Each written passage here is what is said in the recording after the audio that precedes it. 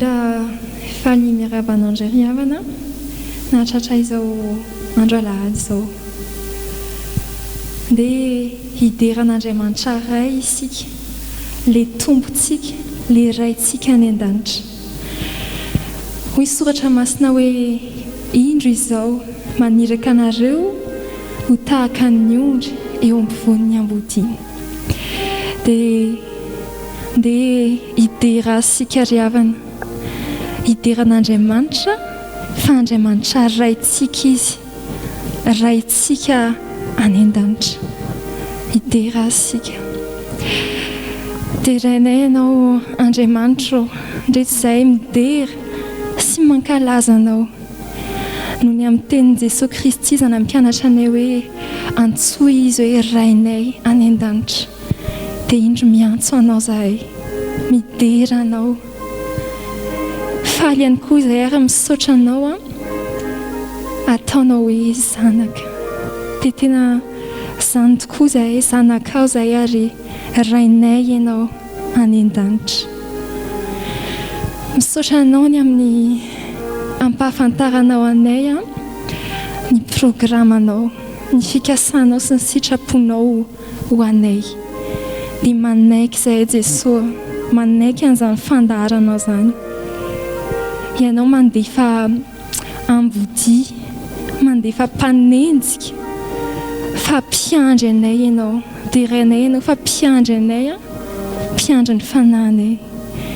Dia ianao le mpiandry anay no hitanay mba hibanjina anao, ampitoetra ny fanahinao mba ahaizanay ny teny atao amin'ny mpanenjika. Midera anao zahay. Ianao tokoa le rainay dia rainay dia rainay koa ianao fa mpiandry anay. Jehovah no mpiandry, tsy mahisy mampahory, ai mahazono handriana.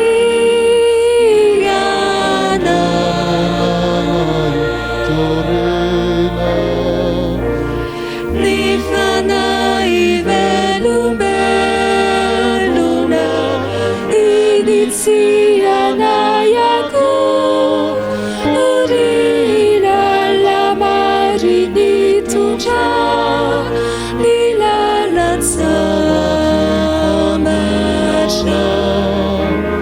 Raha Jehovah no mpiandry, tsy mahisy zay mampahory, ai mahazono handriako. Ranonaina vosotroiko, ny fanahiko ho velominy, miasa izy tsy mamatory.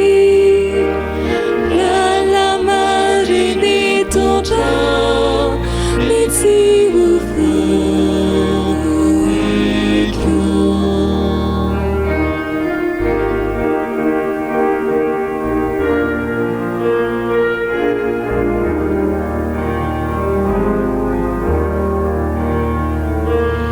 Mialoky ny fasanaza, tsy ho tazantsika intsony, tsy atahotra ny loza.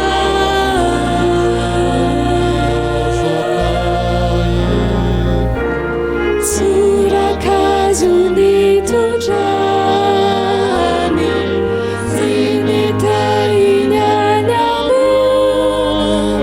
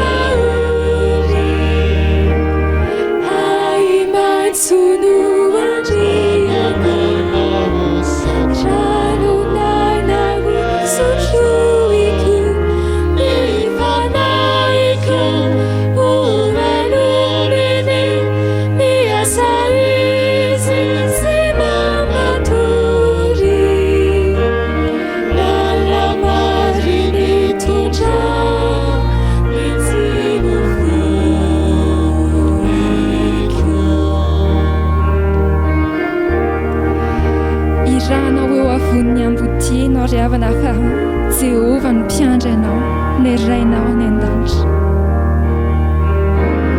Eo imasom-pahalana, ny latabatro lalary, diloilo fenoba anitra.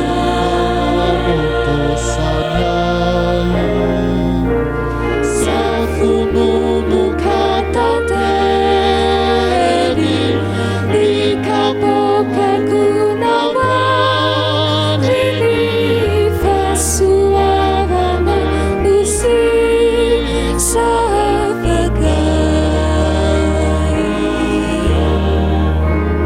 Razava no mpiandry, tsy mamisy zay mampahory. Ay maitso no andriana, ranonaina vosotroiko, ny fanaiko ovelominy, miasa izy tsy mamatory. Raina mariny tondra ny tsirofaiko. Misy ny ambody, misy ny mpanenjika fa miteny anao ilay rainao hoe afaka mialoka amiko ianao. Ao an-tranonao ry Tompo, no iriko hialofana, ka tsy afa-miditra any.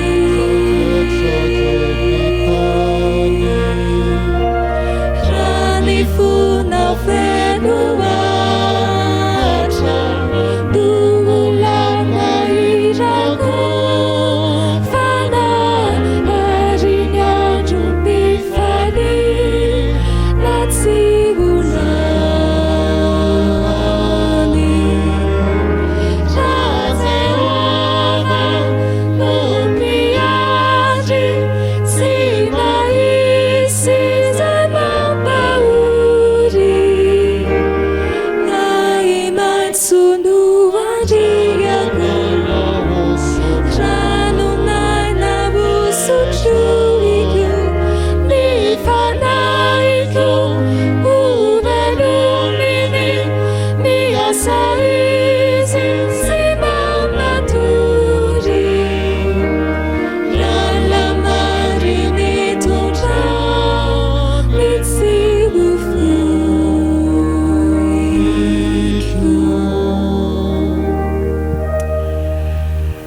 Dia mbola hidera azy hatranintsika ry havana, hideran'ilay Jesosy tompony finoantsika, ilay Jesosy naneho ny fahasoavany tamintsika. Misy soratra masina hoe ianareo no epistilinay. Dia mbola deraintsika Jesosy amin'izany ry havana. Nideranao zay Jesosy no ny finoana izay nomenao aty anatinay. Nideranao fa namindranao fo zay ka nampahafantarinao anay le anaranao mahavonjy, le anaranao masina.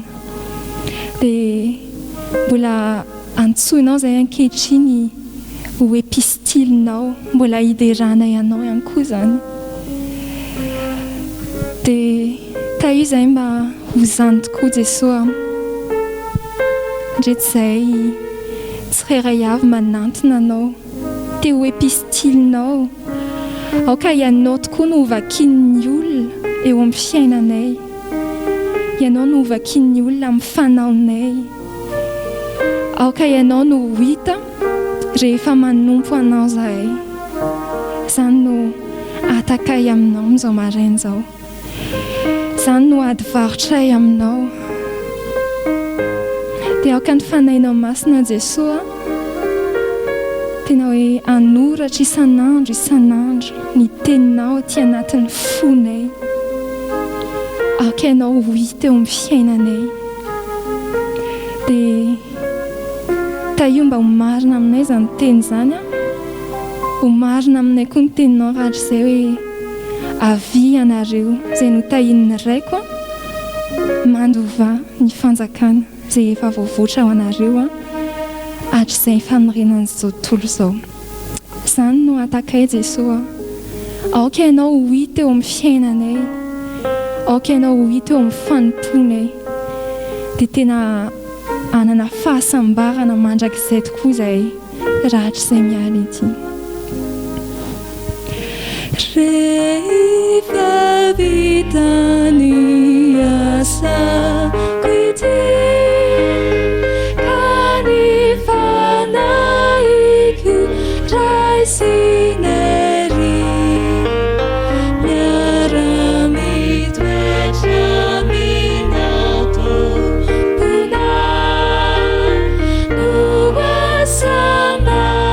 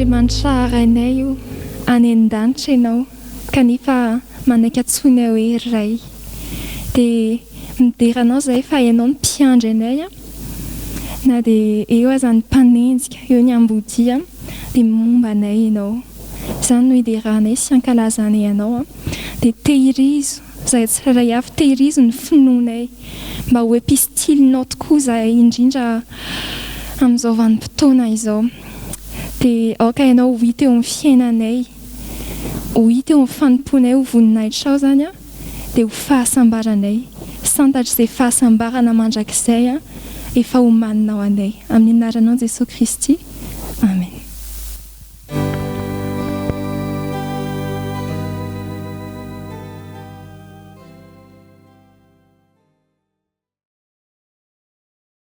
Amin'ny fifaliana ry havana no iarabanantsika rehetra natratra izao volana vaovao izao, izay iarahantsika mibanjina ny lohahevitra manao hoe mampiorina ny mino ny herin'ny fanahy masina.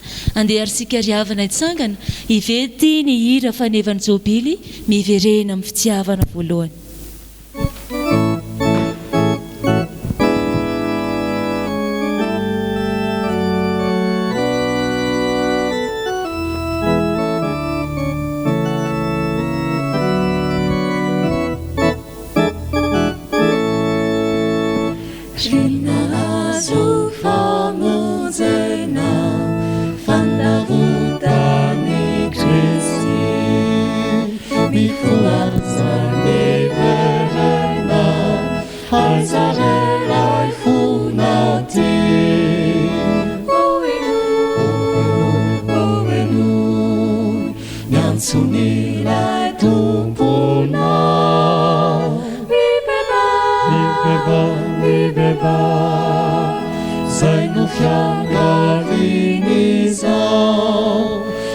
Fitiavana voalohany, tena tiako hiverenana, kosoka fizaony fomifo, mididiko no tantera.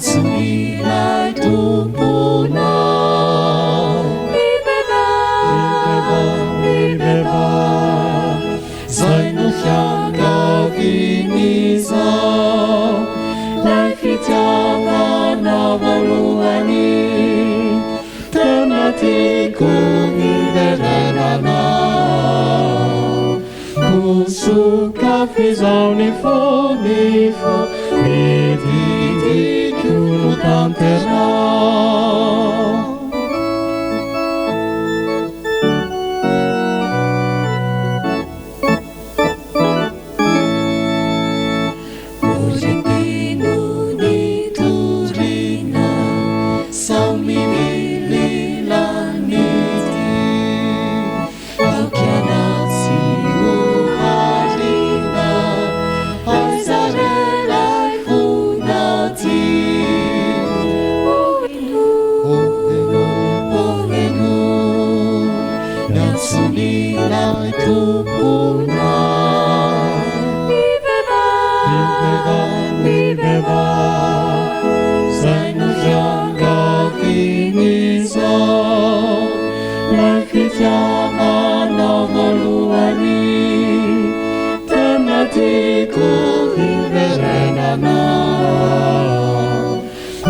Suka fizaony fomifo, mididiko no tantera.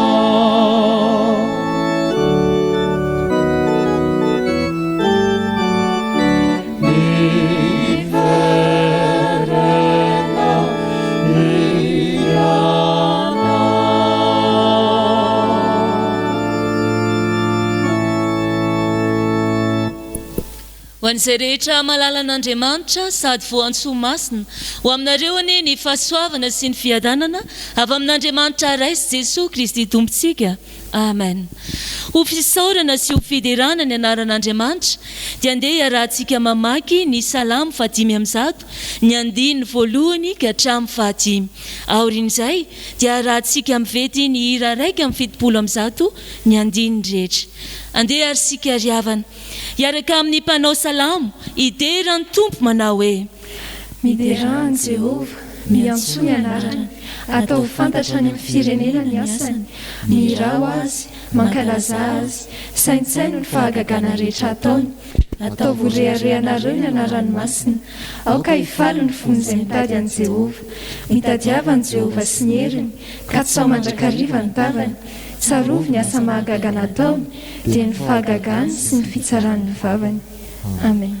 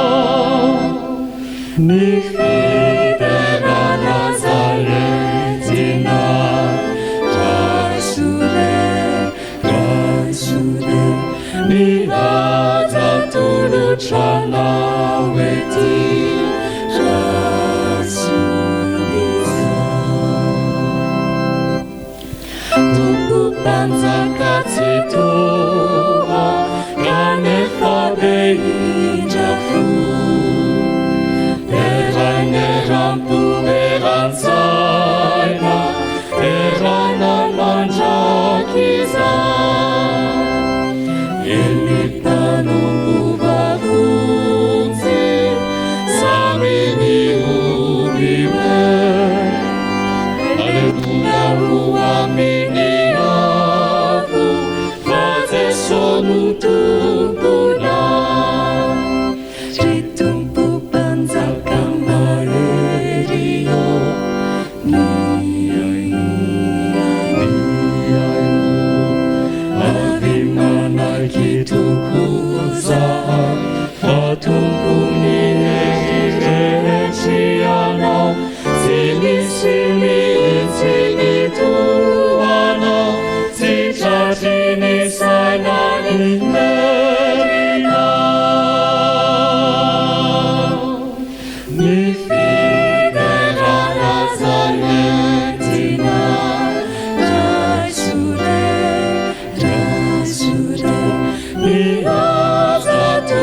Utranao ety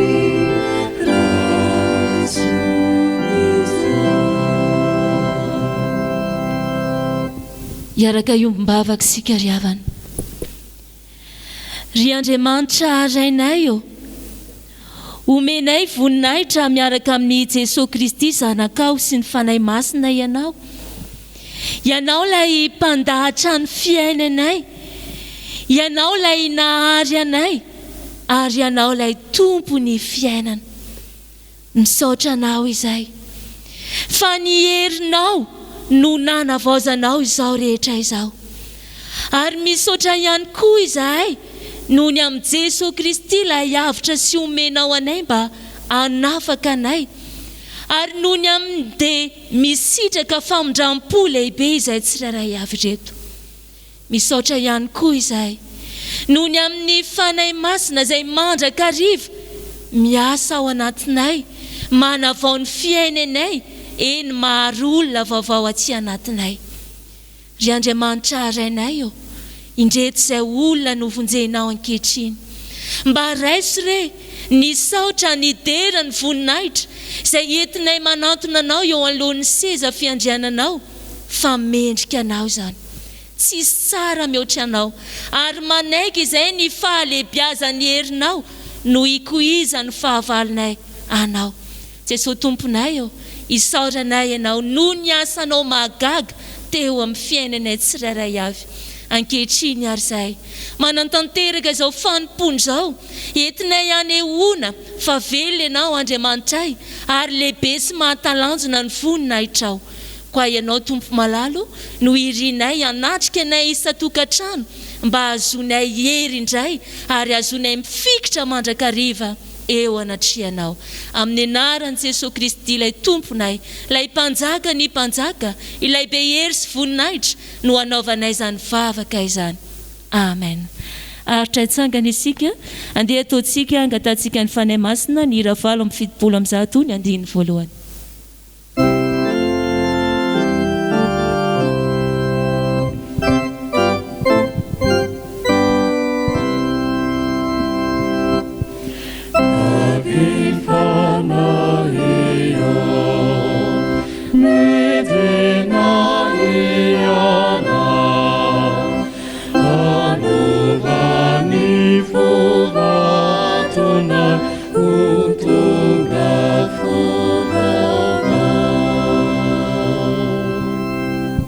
Ivavaka isika.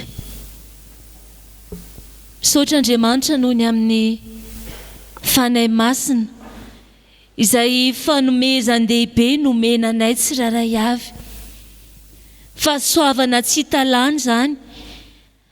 Ary ankehitriny dia fantatray fa ao anatinay izany, nefa irinay mandrakariva mba hiasana izany ao anatinay tsirairay avy. Mba azonay mijoro tokoa ho mpanompo tsy mahazo henatra. Mba azonay mpanompo koa ho faly amin'ny fahamarinanao Andriamanitra, ary mba hijoroanay vavolombelona eo amin'ny tontolo sy ny sehatra izay omenao anay. Ankehitriny tompo malalo, ianao ilay efa manaiky hiteny aminay amin'ny vanim-potoana maro isan-karazany, no irinay hiteny aminay araka ny fombanao ankehitriny, ampianatra anay indray. Koa meteza ianao ho aminay tsirairay avy. Amin'ny anaran'i Jesosy Kristy tompo no hanononanay izany vavaka izany. Amen. Petraka ianareo.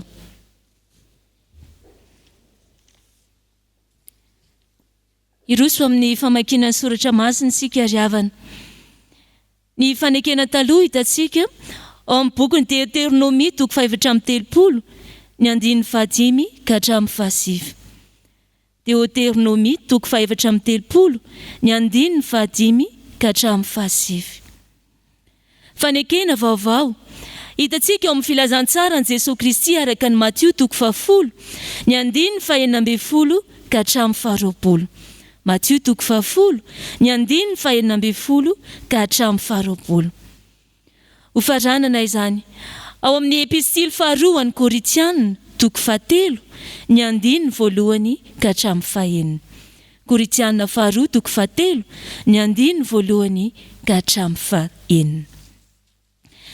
Rehefa hitsy zany dia hovakiana amin'ny anaran'i Jesosy manao hoe: ary Mosesy mpanompon'i Jehovah dia maty teo amin'ny tany Moaba araka ny tenin'i Jehovah. Ary ny naleviny taon-doha tamin'ny tany Moaba tandrifiny Beti-poera izy, ka tsy misy olona mahalala ny fasany mandrak'androany. Efa 12 taona Mosesy vao maty, ary tsy paina ny masiny na ny hena ny heriny. Ary ny zanak'Israely nisaonan'i Mosesy 30 andro teo amin'ny aribota Moaba, dia tapitra ny andro fitomaninana ny saonana ny Mosesy. Ary Josoa, zanaky Nona, dia feno ny fanahy-pahendrena, fa efa nametrahany Mosesy tanana izy, dia neno azy ny zanak'Israely ka nanao arak'izay nandidiny Jehovah any Mosesy. Indro izao maniraka anareo tahaka ny ondry ao afovoan'ny ambody, koa endre tahaka ny mena rano, ary mora tahaka ny voromailala. Ary mitandrema ianareo noho ny amin'ny olona, fa atolo no amin'ny sinedrona sy okapoana ao amin'ny sinagogany ianareo. Ary hoentiny eo anatrihan'ny mpanapaka sy ny mpanjaka ianareo noho ny amiko, ho vavolombelona aminy sy amin'ny jentilisa. Fa raha manolotra anareo izy, dia aza manazy amin'ny fomba hitenenanareo, na izay olazainareo, fa omena anareo amin'izany ora izany izay olazainareo. Fa tsy anareo no miteny, fa ny fanahinareo no miteny ao anatinareo. Mo midera-tena indray va izahay? Sa toy ny sasany ka mila epistily filazantsoanay ho aminareo na avy aminareo? Ianareo no epistilinay voasoratra aty am-ponay, sady fantatra sy vakin'ny olona rehetra. Eny, aseho epistiliny Kristy izay entinay ianareo. Tsy nosoratana tamin'ny ranomainty anefa, fa tamin'ny fanahin'Andriamanitra velona. Tsy teo amin'izay tena vato fisaka, fa teo amin'ny vato fisaky ny nofo dia ny fo. Ary manana izany fatokina izany amin'Andriamanitra izahay amin'ny alalan'i Kristy. Kanefa tsy miambo anina fahaleovana avy aminareo, avy aminay, hihevitra na inona izahay, fa ny fahaleovanay dia avy amin'Andriamanitra, izay efa nampaleo anay koa mpanompo amin'izay fanekena vaovao, nefa tsy amin'ny soratra fa amin'ny fanahy. Fa amin'ny soratra mahafaty, fa ny fanahy no mahavelona. Amen.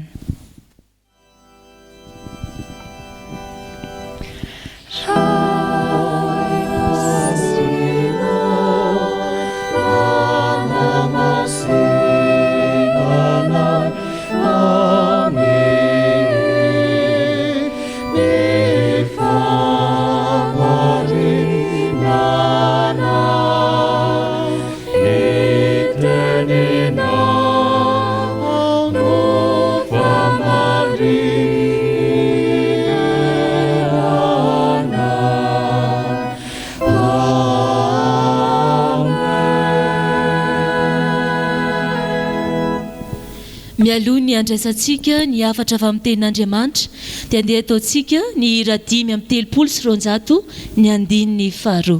Hitsangana sika ry havana.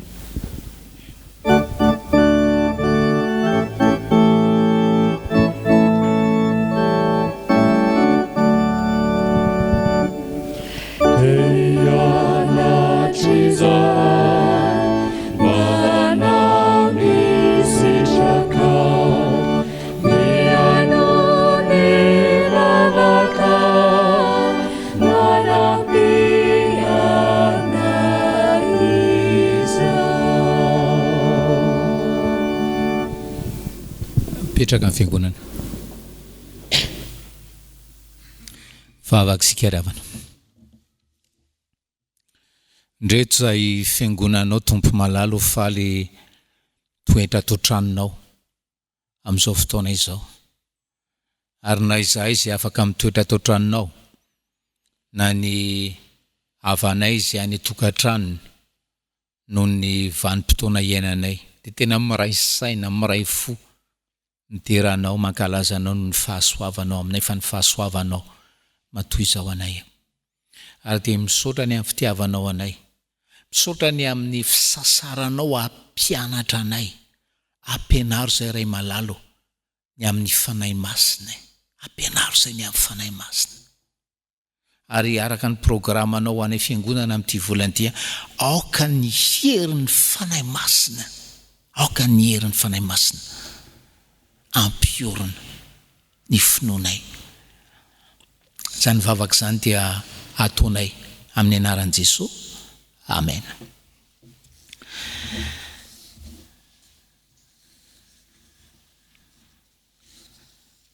Eo amin'ny tontolo ny fitantanana dia zava-dehibe ry havana zany atao hoe porte-parole na mpitondra teny zany, porte-parole ny gouvernement, porte-parole ny présidence, tena hoe andraikitra tsy manam-paharoa zany, tsy latsa-danja noho ny andraikitry ny hoe ministre ny gouvernement, tenao tsy latsa-danja noho zany hoe président de la république zany ianao, zany hoe porte-parole, mpitondra teny, miandraikitra ny serasera, porte-parole. Rehefa fitinina ry havana ny afatry ny tompo ho antsika fiangonana anio dia azo lazaina tahaka izao hoe tady porte-parole Andriamanitra, tady porte-parole Andriamanitra. Tsy mora zany andraikitra zany ary rehefa mahita porte-parole sasany sika dia lasa ihany ny eritreritra eo ampijerena eo am-pianona azy eo to mampime koa zany porte-parole zany, to manala baraka ny mpanjakany ihany zany porte-parole zany. Fa androany le afatra dia tady porte-parole tsy manala baraka azy Andriamanitra. Zay ry havana le afatra androany, mitady porte-parole tsy manala baraka azy Andriamanitra. Tady porte-parole ny ray, tady porte-parole ny zanaka, tady porte-parole ny fanamasina. Afatra ho anareo rehetra tsy hanasa amin'izao fotoana zao zany. Zany no antom-pisitsika porte-parole Andriamanitra. Afatra ho anareo sy amperinasa tototry ny asa ka tsy manam-potoana, tsy manana eritreritra hoe ho porte-parole ny Andriamanitra. Afatra ho antsika fiangonana tady porte-parole tsy manala baraka azy Andriamanitra. Nde atombontsika amin'ny Korintiana 2 toko 7 hoy ny andiny 2 hoe ianareo ny apôstôly Paoly, ianareo no epistilinay voasoratra ato am-ponay sady fantatry sy vakin'ny olona rehetra. Epistily voasoratra ka vakin'ny olona. Zay aloha le porte-parole voalohany resahana ry havana. Tsy misokatra akory ny vavany na ny molony, fa vao mahita azy ny olona, vao mahita azy ny olona dia efa toy ny mamaky filazantsara, mamaky epistily.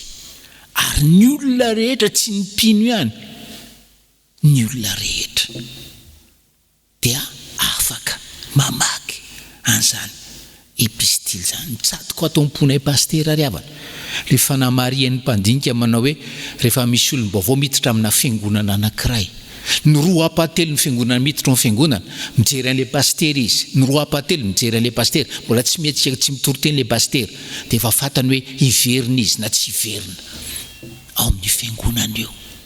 Zany le hoe porte-parole, porte-parole. Tonga dia vakina. Ary inona no anoratana an'izany tenin'Andriamanitra zany ao amin'le epistily io? Hoy ny apôstôly Paoly hoe tsy nisoratana tamin'ny ranomainty fa nisoratana tamin'ny fanahin'Andriamanitra velona. Fanahin'Andriamanitra no nanoratana tato am-poko. Zany tenin'Andriamanitra zany. Fanahin'Andriamanitra velona, andiny 7 no nanoratana tato am-poko. io baiboly ray manontolo io anika isaky mitebo io foko io isaky mitebo io foko io dia mitebo tenin'Andriamanitra tsy nanao teolojia tsy nanao sifala tsy nanao sitela tsy nanao zao fa navelako ny fanahin'Andriamanitra nanoratra tato am-boko fa tsy takany tamin'ny andron'ny Mosesy tamin'ny takela-bato lalàn'Andriamanitra.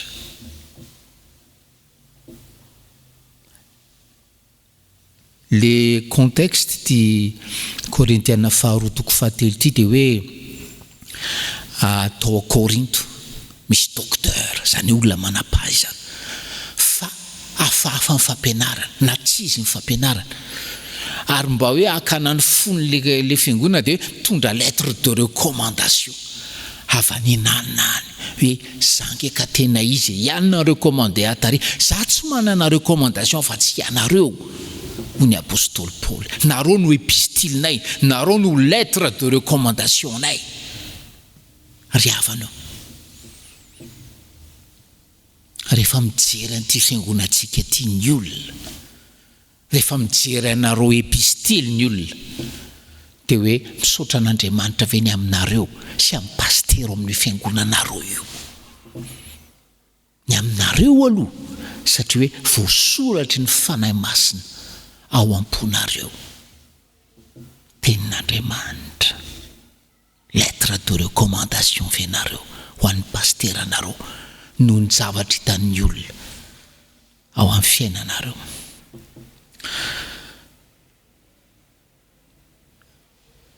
Tena mamperitreritra ary fianatra ry havana zavatra nataon'ny apôstôly Paul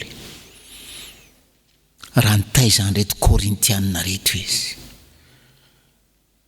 ale fampietreretana sy le hoe fakanatahaka tsy fakanatahaka ho amin'ny fiangonana fa araky ny fanaontsika tsy isotry fitiavana hoe fakanatahaka amin'ny fitaizana ny ankonana mba ho epistilen'Andriamanitra ny ankonantsika ny zanantsika ny vadintsika mba hoe lettre de recommandation antsika eo anatreny be sy maro sy eo anatren'Andriamanitra.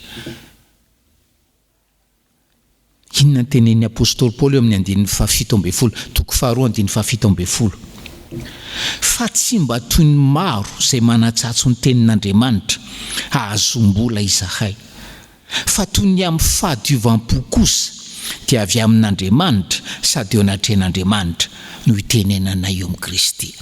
Apôstôly Paul zany tamin'ny toroteny tamin'ireto Korintianina reto ka natonga azy ho epistily dia zavatra efatra ny lazainy havana zavatra efatra ny lazainy na zavatra hita na toe-tsaina efatra no ny lazainy zay ozy izy dia nitoroteny tamin'ny fahadiovampo amin'ny teny frantsay hoe tena hoe sincère zahay tamin'ny toroteny tena hoe transparence zahay tamin'ny toroteny mangarahara tsisy eritreritra ambadika fa ny tenin'Andriamanitra ranony torinay sincère zahay. Toy ny amin'ny fahadiovampo kosa dia avy amin'Andriamanitra toriteninay dia avy amin'Andriamanitra Andriamanitra ny loharan'ny teny rehetra sy rehetra nentinay teto amin'ity fiangonana tato Korinto ty Andriamanitra no loharano ary Andriamanitra nampahery anay raha ny toriteny zahay toriteny tamin'ny fahasahiana izy nanome ny teny ary izy nampahery fa toy ny amin'ny fahadiovampo amin'ny sincérité transparence dia avy amin'Andriamanitra Andriamanitra ny sorsa sy mampahery sady eo anatrehan'Andriamanitra zay ozy izy ny apôstôly Paul sady eo anatrehan'Andriamanitra. Inona ny tekana zany sady eo anatrehan'Andriamanitra ny apôstôly Paul fantatro fa mandinika Andriamanitra ny amin'izay teny toriko ary fantatro fa raha ny amin'ny fiainako ankoatran'izay toriteny tsy misy zavatra azoko afenina amin'Andriamanitra zany natonga nareo epistily azo vakiana ozy izy ny apôstôly Paul satria zany fomba nitoriany taminareo amin'ny fahadiovampo teny tondra teny avy amin'Andriamanitra ary ny toriteny toy ny teo amin'ny tenin'Andriamanitra Ary farany ny teny ao amin'ny Kristy zahay. Ny teny ao amin'ny Kristy izay nantika zany hoe ny teny tao amin'ny Kristy zany izay. Ny teny tamin'ny anaran'ny Kristy hoy ny apôstôly Paoly. Ny teny tamin'ny anaran'ny Kristy hoy ny apôstôly Paoly. Raha lazaina amin'ny teny hafa zany, porte-parole Kristy tato Korinthe. Zany mahatonga anareo ho epistily azo vakina. Zay ny fahamarinana voalohany ry havana hoe tato porte-parole Jesosy.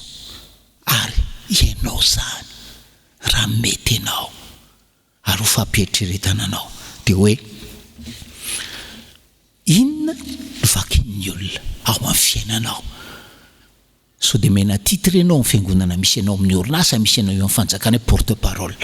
Nefa porte-parole mampime, porte-parole manala baraka ny Kristy, fa mitady porte-parole Kristy.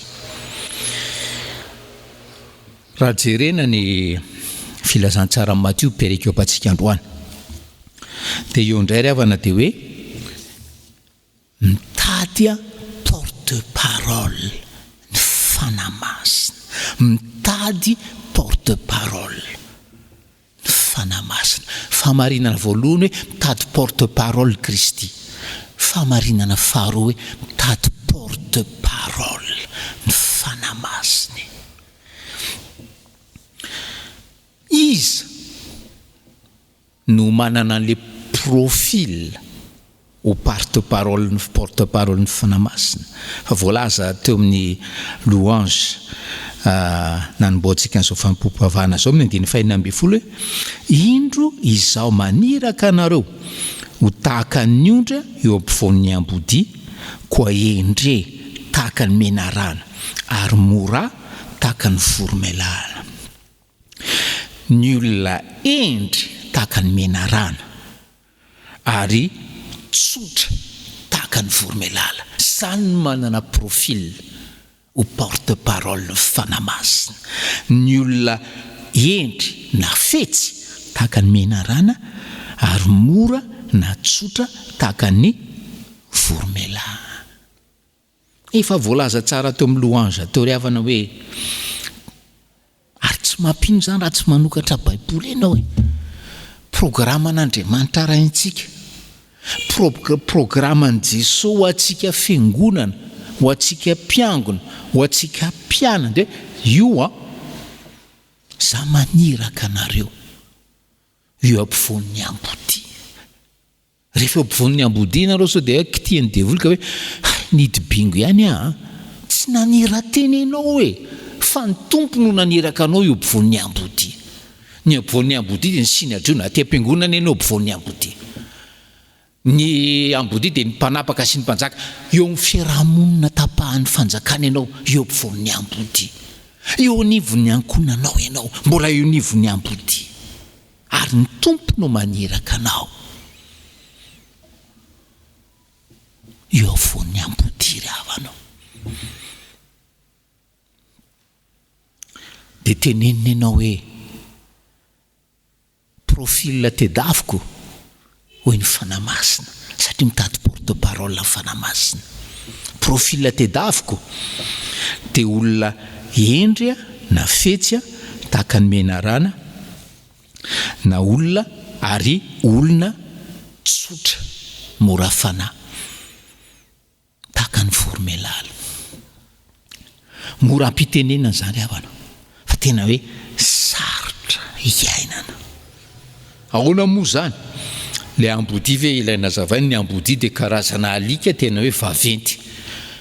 Ary alika tena hoe faran'izay masika dia masika zany ambodia misy manodidina antsika zany. Ary olona ary alika mandeha amin'ny andiany fa tsy mba mandeha rery. Zay magravy azy. Eo ampovoan'ny ambodia zany ianao. Dia inona zavatra tenenina? Endre fetse tahaka ny menarana.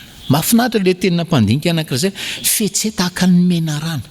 Menarana ozy izy faible, donc tsy maintsy fetsy izy. satria izy faible dia tena hoe elany ok'izany zany hoe hiady zany tsy te hiady zany menarana zany raha tsy efa tsy fidina azy zay le izy ry havana raha misy ambodi zany eo a aloha mitsoka ihany raha mbola azo atao le menarana manodidinao le vady le zanaka ray aman-dreny mpiara-manompo mpiara-miasa fataro ny toetrany le olona ifaneraserahanao sy ifampirarahanao tsoay raha mbola azo atao elo raha mbola azo atao zany hoe miady zany zay le fahafetsen'ny menarana zay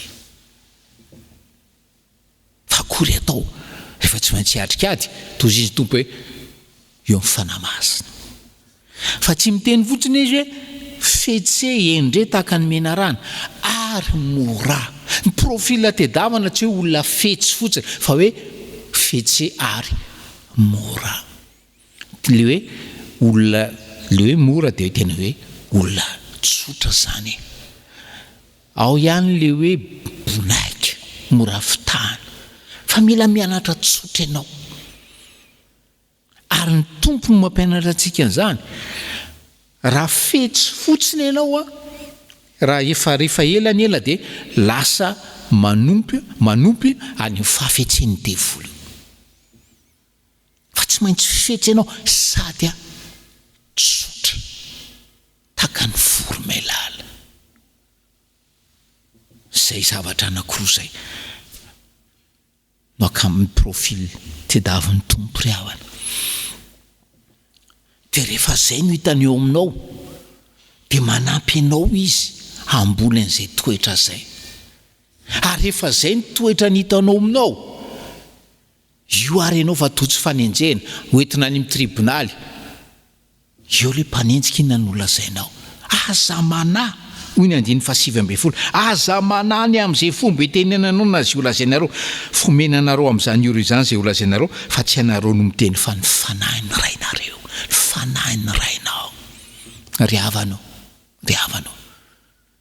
aza manà intsony ny ampanenjika anao aza manà intsony ny ampanenjika anao ny tompo no mampandalo anao amin'izany fanenjena zany ary io circonstance na fanenjena io tena hoe occasion hitenenanao amin'ny ray hoe tanako amin'ny teninao ianao Jesosy tena te ahen'ny fanahy manome teny te ahen'ny fiain'ny fanahy manome teny amin'izao fotoana zao sy amin'izao toerana hanenjena zao ary izy no hanome teny ary dia za porte parole ny fanamasina tsy amin'ny andro ny krizy ihany tsy amin'ny andro ny fanenjena ihany fa amin'ny andro mpiainako rehetra hoe ny fahasambarako izay teny aloky ny vavako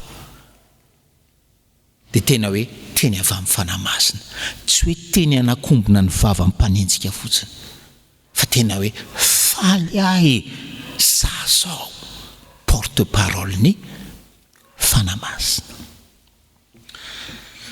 famarinana farany dia zao Andriamanitra raintsika ry havana Andriamanitra raintsika dia mitady porte parole ihany koa Jesosy mitady porte parole hoy ny apôstôly Paoly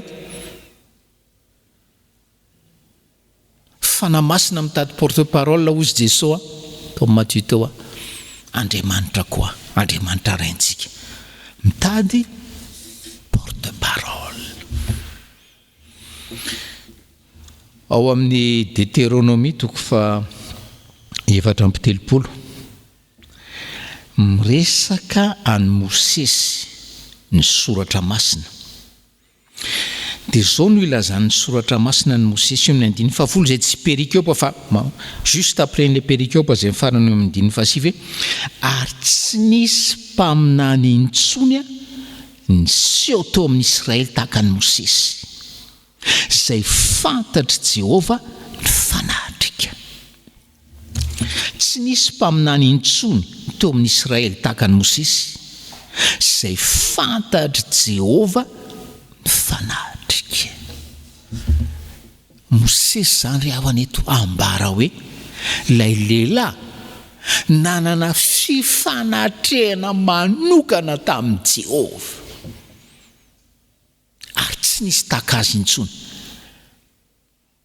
tamin'ireo mpaminany izay nandimby azy.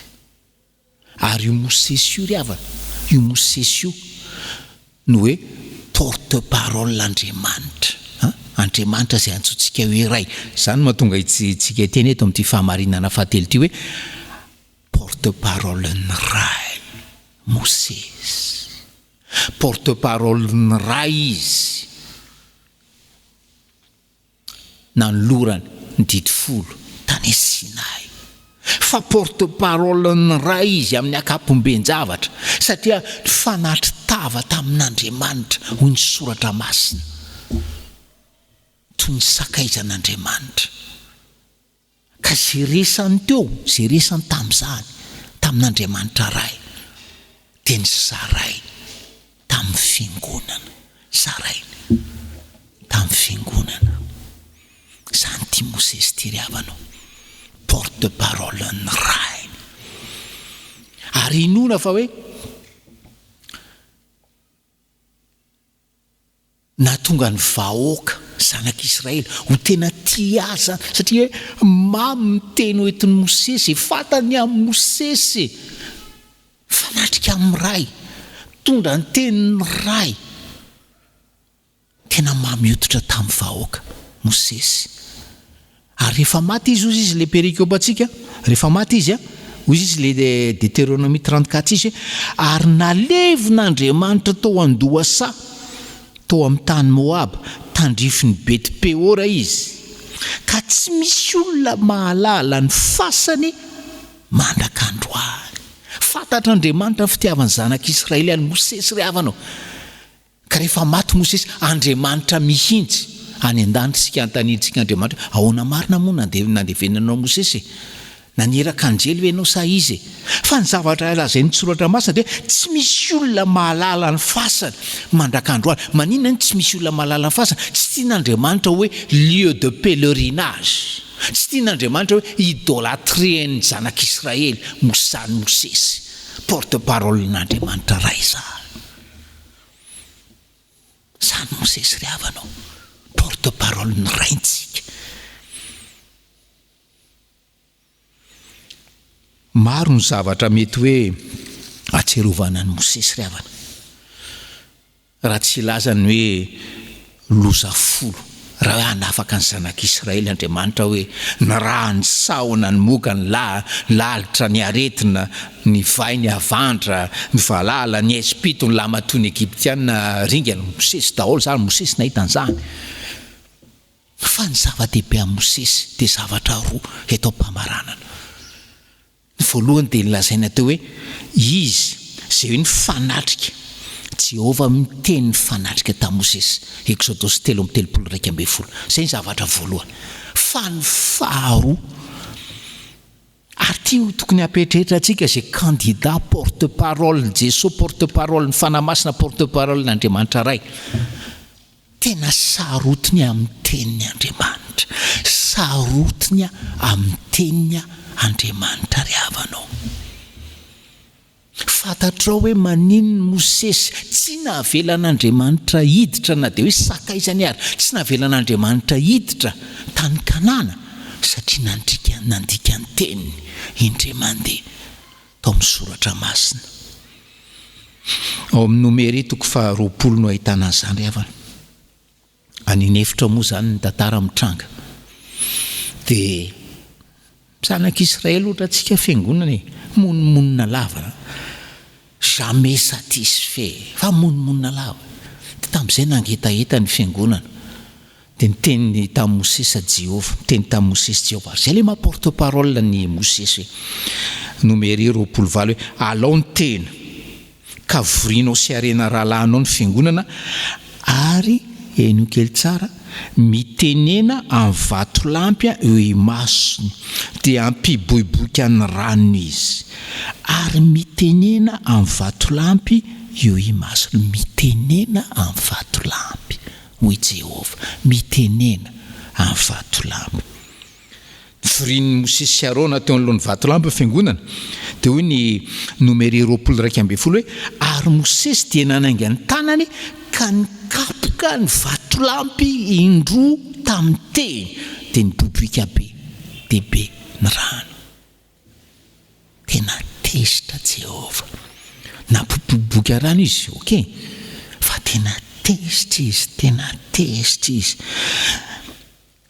Ozy izy Jehova hoe tsy nino ahy ianareo anamasina eo mason'ny zanak'Israely dia tsy hitondra izao fiangonana izao ho any amin'ny tany izay nomeko azy ianareo. Fa inona ny zavatra nitranga, inona ny zavatra nitranga? Mangetahita ny zanak'Israely mamindra fo Andriamanitra eo anatrehan'ilay fimonomononana. Io misy vatolampy ozy izy Jehova, vory eo anatrehan'io vatolampy io nylohan'io vatolampy io ny fiangonana dia mitenena amin'io vatolampy io. Inona natao Mosesy? Tsy niteny tamin'ilay vatolampy izy, nanainga ny tanana izy, nikapohany, nikapohany indroa ny vatolampy. Tsy mendrika ny porte-parole zany havanao, tsy mendrika ny porte-parole n'Andriamanitra zany. Ary zany no lesina ho antsika. Oka eto tsisy anao kapobatana hoe taona koa e.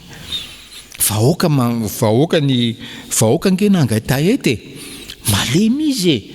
Dia monomonina izy e. Miboboka nge le rano e. Non. Rehefa miteny Andriamanitra hoe teneny ny vatolampy dia teneny ny vatolampy. Fa aza kapohana ny vatolampy, aza kapohana indroa ny vatolampy. Tsy mendrika ny porte-parole n'Andriamanitra zany. Inona tanteraka ry havana.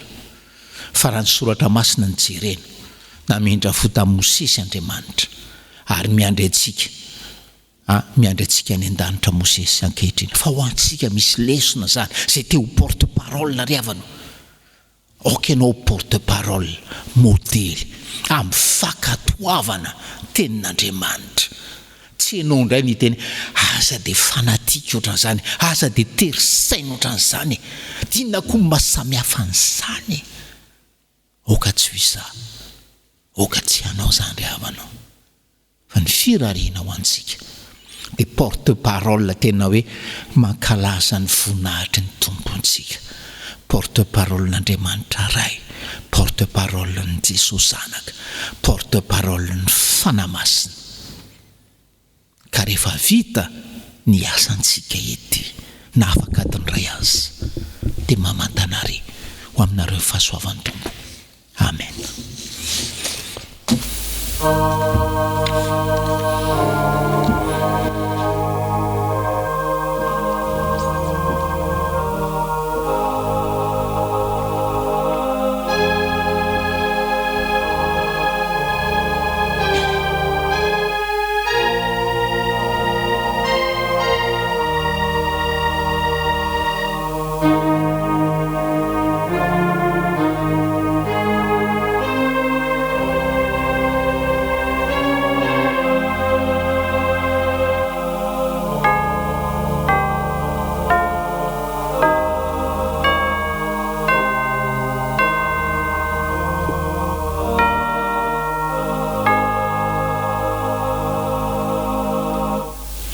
Dia isika ry havana iombina ao anatin'ny vavaka.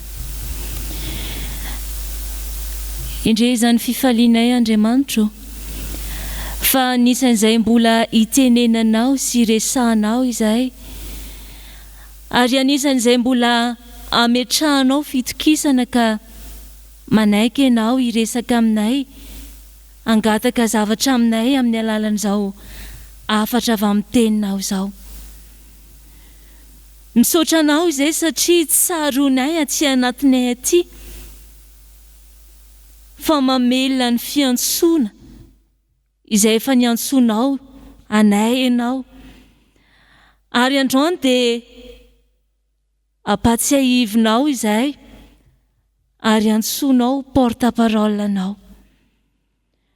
Misaotra Andriamanitra fa ianao ilay ray i Jesosy Kristy ny fanahy masina dia miandrandra zavatra aminay. Ankehitriny ary Tompo dia matsiary eo anatrihanao izahay, fa tsy vitsy tamin'izay efa niantsonao anay tsy tanterakay, ary tsaronay mandrakariva fa toa tsy mitaiza ny tenanay ho mendrika izay niantsonao anay izahay. Jesosy malalo, endre menatra loatra izay fa toa fahazarana fotsiny no mampanomponay anao. Fa toa tsy samanambary izahay amin'ny vavanay, amin'ny ataonay eny amin'ny aseho an-tenanay, ny amin'ny fahatsaranao Andriamanitra. Jesosy malala, ifonanay izay tsy vitanay tamin'ny andro lasanay rehetra. Ankehitriny kosa izay dia maneho fahavononana eo anatrehanao ho porte-parole mahatoky, havita ny alehanay eo anatrehanao ary havita izay kasainao ho tanterahanay tsiraray avy. Dia ianao Tompo no angatanay ankehitriny, hanefy anay, hanamboatra anay ary ihany koa hanafaka anay mba hahatonga anay tena olona manana fifandraisana aminao ary hahatonga anay ho samy joro ho vavolombelona, ho epistily ny izany fahatsaranay izany.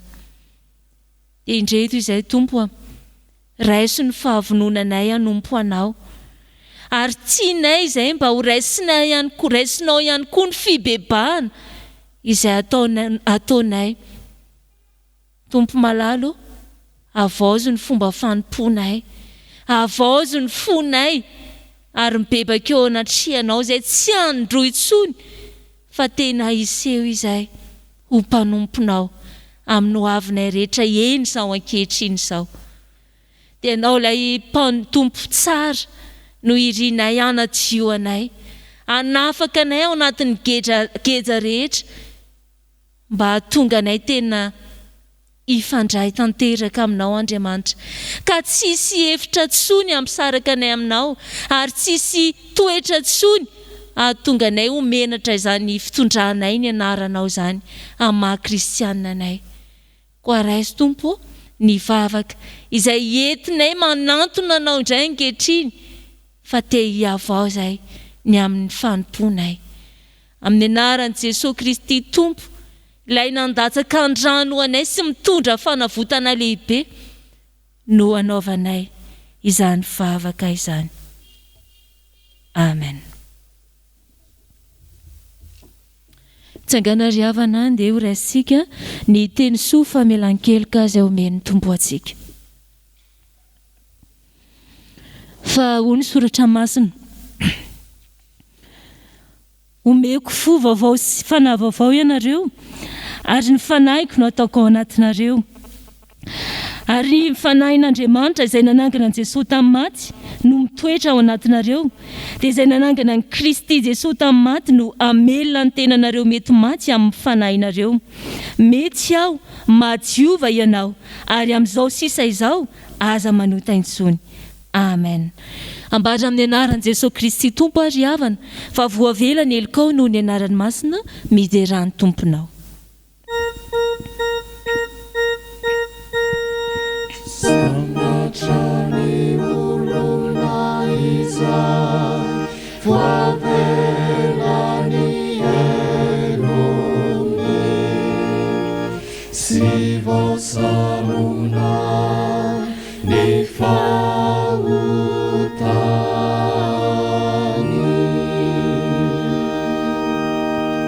Sambatra ny olona izay, Jesai ni Jehovah Eloka, ari tsy misy fitaka ny fanahiny.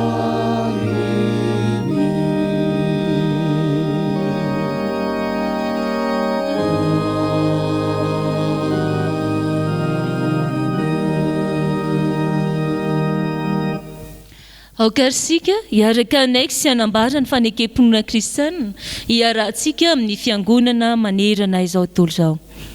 Mino an'Andriamanitra iray tsy toa, mpaninao ny lanitra sy ny tany aho, ary mino an'i Jesosy Kristy zanan'ilay tokana tompontsika, izay nitorotoroana tamin'ny fanahy masina, nateraka Maria Virjiny, nijaly navaka Pontius Pilato, nombona tamin'ny hazo fijaliana, maty ka nalevina, nidina tany amin'ny fiainatsita, nitsangana tamin'ny maty tamin'ny andro fahatelo, niakatra ho any an-danitra, mipetraka eo gavanan'Andriamanitra raitsy to avy any viny tsara ny vela sy ny maty mino fanay masina aho ny fiangon'olona masina manerana izao tontolo izao ny fiombonan'ny olona masina ny famelan-keloko ny fitsangana amin'ny tena maty ary ny fiainana mandrakizay amen.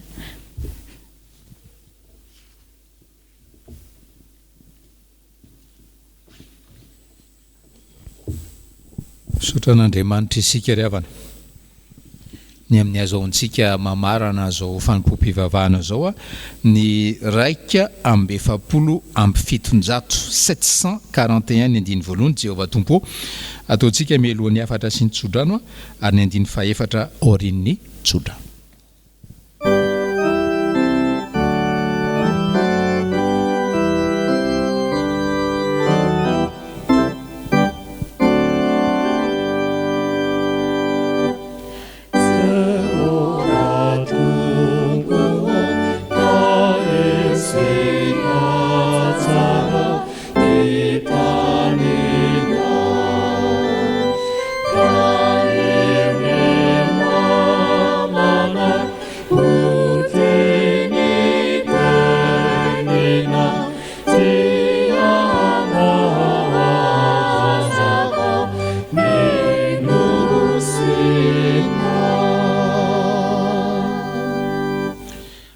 Zao no afatra ho antsika fiangonana anterina ny Korintianina 2:7 ny anaran'i Jesosy ny apôstôly Paul no miteny fa tsy mba toy ny maro izay manatsatso ny tenin'Andriamanitra ahazoam-bola izahay fa toy ny amin'ny fahadiovampo kosa dia avy amin'Andriamanitra sady eo anatren'Andriamanitra no itenenanay ao amin'ny Kristy mitodika manokana amintsika loham-pianakaviana ray-pianakaviana reny-pianakaviana tezao arak'izany ny ankonantsika ry havanao tezao amin'ny fahadiovampo ary sambatra ianao raha manana zanaka madio fo izany mepistily tetavin'izao tontolo izao vakina sambatra ianao raha manana zanaka matsiaro hoe izany teny dada sy neny izany dia avy amin'Andriamanitra mba azahoany mitondra teny avy amin'Andriamanitra ihany koa sambatra ianao raha manana zanaka no miteny toriana hoe eo anatren'Andriamanitra ange ny fiainantsika miobserve mandinika antsika Andriamanitra ary farany hoe miteny eo amin'ny Kristy zanaka tsy hoe malala fotsiny tenin'Andriamanitra fa miteny amin'ny fahefan'ny Kristy porte-parole Kristy amin'ny autorité tanteraka aminareo any ny tsodrano-tononona amin'ny anaran'ny tompontsika mitay anao ny tompo ka miaro anao mampamirapiratra ny tavany aminao ny tompo ka mamindra fo aminao manandratra ny tavany aminao ny tompo ka manome anao fiadanana amen.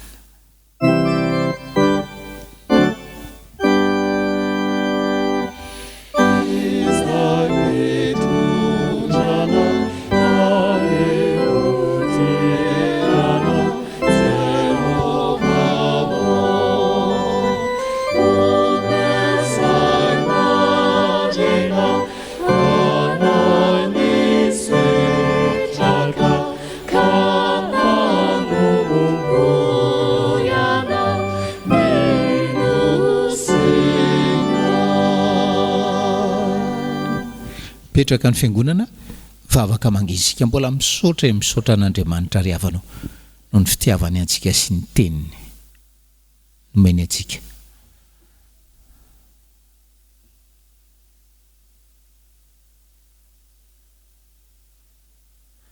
Ho an'Andriamanitra velona irery anie ny voninahitra amin'ny anaran'ny Ray sy ny Zanaka ary ny fanahy masina amen.